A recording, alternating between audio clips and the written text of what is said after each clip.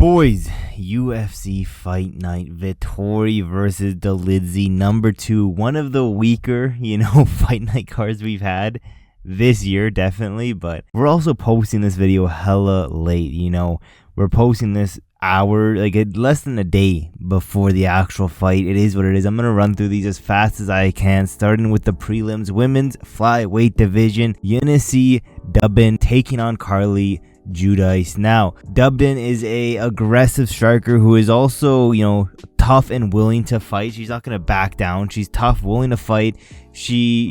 Her cardio, though, a little bit concerning. She's never gone the distance, which again, pretty concerning. She's pretty young to MMA as well, so she should be getting better and better every time we see her. Where Carli, on the other hand, she's a striker with some okay combinations, good volume. She can mix in the punches, the kicks. However, her takedown defense isn't that great either. She has decent get-ups, and when she's taken down, she will try to get back up, but her striking defense, again, isn't that much better either. In her last fight, she got hit over and over and over. And because of that, I think with the power of Duben and the fact that Carli just loves to get hit too much, I could honestly see, her getting hit too much. I could see her getting dropped and then TKO, ground and pound on the ground. So that's what I'm going to go with. Either a TKO or a knockout, round number 2 for Duben. Let's keep going down to the women's bantamweight division. Josiane Nunes taking on Priscila. Yeah, damn, I'm butchering these names, but Nunes is one of these girl fighters who throws everything into her strikes. Her grappling is zero, brother, but she comes forward throwing bombs, throwing some leg kicks, throwing some big overhand lefts. And Priscila, on the other hand, she is a pressure heavy striker with some decent power. She has, the nickname Zombie Girl because of her pressure heavy game and the ability to eat shots, but definitely not something you want to be known for, and definitely not the best game plan, especially as you get older. Her ground and pound is definitely the weakest part of her game, and I think Nunes is gonna bloody up the face of Priscila. And 29-28 decision, nothing special. I just think that the fact that this girl is gonna constantly go forward and probably gonna eat a bunch of big overhands, I think the judges are going to see that and favor it to Nunes. But moving down, flyweight division, Barez taking on Lima. Barez is a fighter who has some really good pace throughout the entire fight, some fast, powerful boxing, good BJJ, good takedowns when he needs to, and he will hunt for a submission. But this dude is one of the guys that goes for submission over position, where he will lose some good positions because of that. And he also doesn't have the best takedown defense, but he does work on the bottom when he does get taken down, which is good. Where Lima is he's a bite victim, the bite victim. He's a good striker.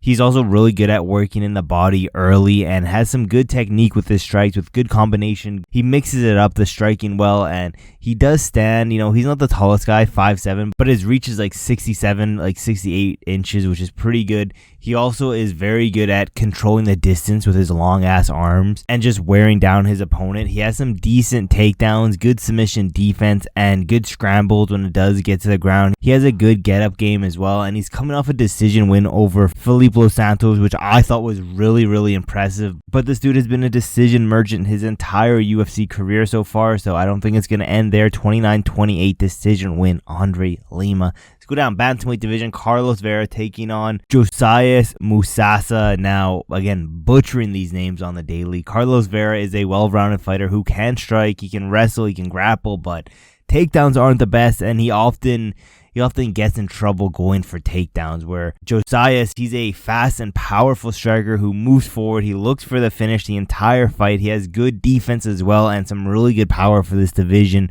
We still don't know much about his grappling and submission game yet. He's fairly new. I'm seeing this dude. I see two options. Either, first or second round KO, or I could see himself getting gassed out and Vera just getting a decision win there after Josias slows down. But I'm going late first round KO win for Josias. I think this is his debut, so making good on his debut. Let's go down to that light heavyweight now. Njokuani.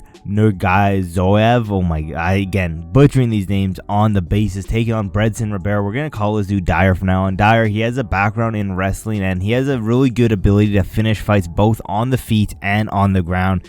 Where Ribeiro, he is a offensive striker with a solid grappling, skills with him, and he does have he doesn't have the best striking defense in the world. He does get hit a little bit too much for my liking, and I think Dyer is a very powerful striker. You know, he can definitely put out Brenton Ribeiro, and I think that's going to happen. I believe this is his debut as well. I think we're going to see a bunch of successful debuts this card. Going round 1 KO, you know, Ribeiro just gets hit way too much. Just keep moving down. Women's strawweight division, Stephanie Lucindo taking on Sam Hughes. Lucindo is a forward pressure striker who wants to close the distance, get her opponents to the cage, and work on the ground from there, where she's like, you know, she camps out, racks up some control time, you know, staying safe. The classic boring women's performance, where Sam Hughes is a pressure fighter as well, who is also moving forward nonstop, tries to bully her opponents. She has a very aggressive style with nonstop forward pressure, and she is also she's very hittable at times, but she does have decent wrestling.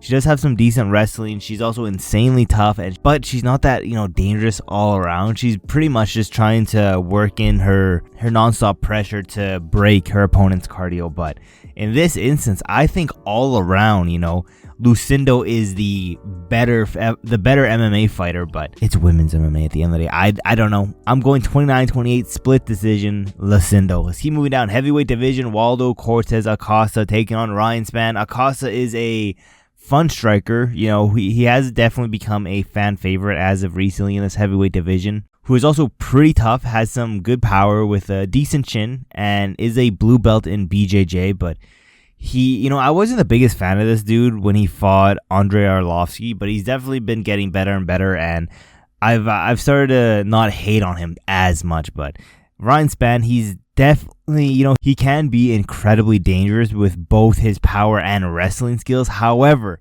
he has just looked incredibly inconsistent over the past few years, to be honest. I'm not picking Ryan Spann at all. I don't think he is consistent enough to pick him in this fight. I'm going Waldo Cortez Acosta, being too fast, too elusive on the feet. I'm saying second round KO win, Waldo Cortez Acosta. I don't think it's gonna be flatline. Maybe like he stuns him back up to the fence, another one lands, drops him, and then some ground and pound work off the fence, curled up type of beat like that. Let's move down to this main card, bantamweight division.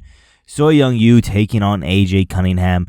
So he is a non-stop wrestler who is consistently attempting takedowns, almost like this dude's low-key like an Asian Marab, but he's constantly like moving, trying to work in a submission. He's Asian Marab, what can I say? But AJ Cunningham, he's a forward pressure striker with a long reach and some pretty powerful strikes. He gets hit, but he doesn't stop moving forward when he gets hit, which is good. He has dynamic strikes. He goes for like head kicks, spinning back fists. He's also a pretty strong wrestler with some pretty big takedowns. He loves to get some slams in here, but I think Asian Marab has got this, to be honest. I think we're going to see a very boring 29-28, you know, Su constantly taking out AJ Cunningham and trying to move in, getting some better position, you know, losing the position, going for a submission, losing it, getting back up to the feet, taking down, something very boring like that. 29-28 decision win. Let's move down. Another bantamweight fight here. Blackshear, Cody Gibson. Blackshear is a striker with some pretty good speed, power, and some good grappling skills as well, where Cody Gibson is a solid striker who he does use his length pretty well to set up some strikes and to defend takedowns, but if he does get taken down, he 100% can get held there. He doesn't have a good get-up game. His wrestling and grappling skills are definitely not as strong as his striking. I just think, you know, ground game, I think Blackshear is way better. I could low-key see a submission win as well for Blackshear. Again, Cody Gibson can get taken down. He can get held there.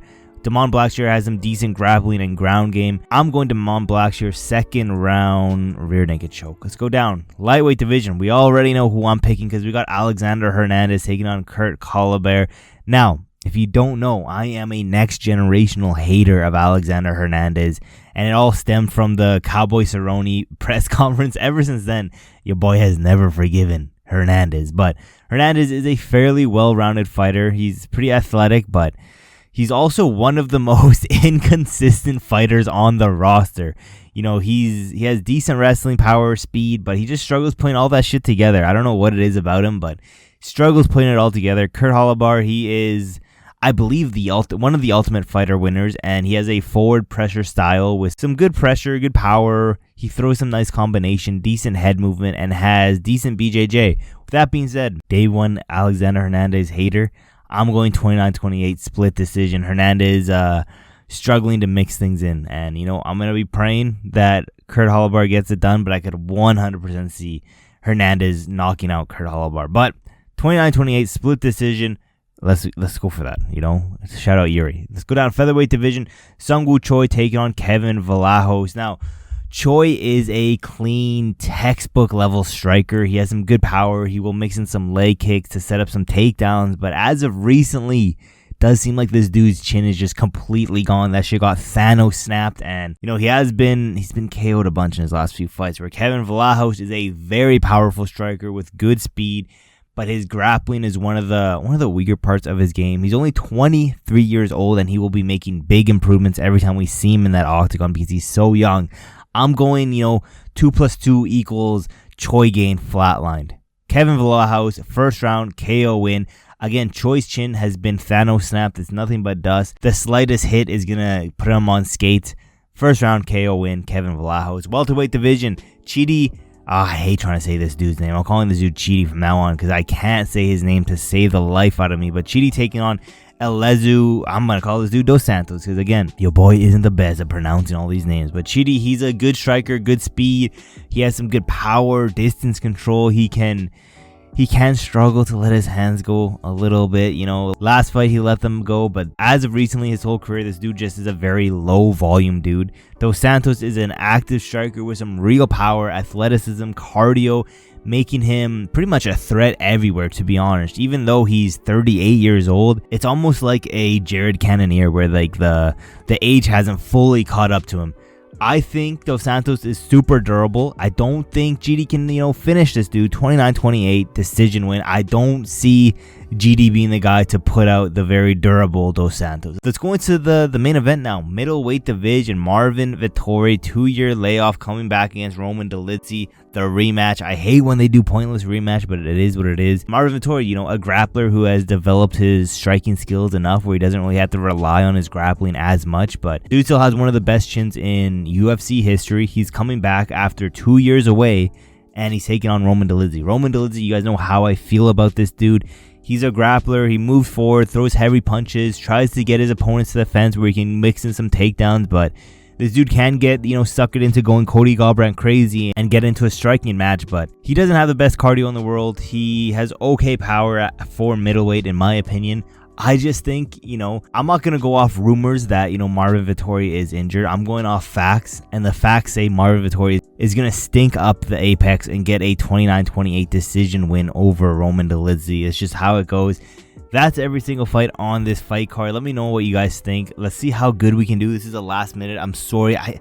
Your boy wanted to get this done on Monday. It's Friday now. I got to go see my boy get married on Saturday. And your boy was sick for the week. So, I hate... This is one of the first... I think this is the only time in my whole channel where I've only posted once a week. I hate it. Low-key, I'm gonna go fucking kill myself. But it is what it is. We got this video up. Thank you guys for watching to the end of the video. I'm gonna try my best to get the every fight to make after this fight on Saturday or Sunday, depending on how shit goes. But yeah, busy week. Hopefully I can get back on a better schedule next week. But that being said, thank you guys for watching to the end of the video. And I will see you guys in my next video.